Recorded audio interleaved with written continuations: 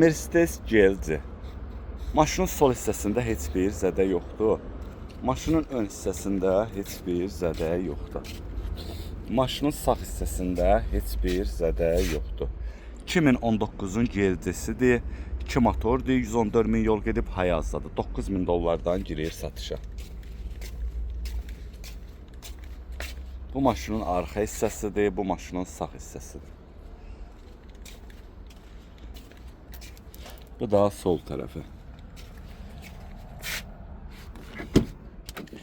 Böyle bir salonu var.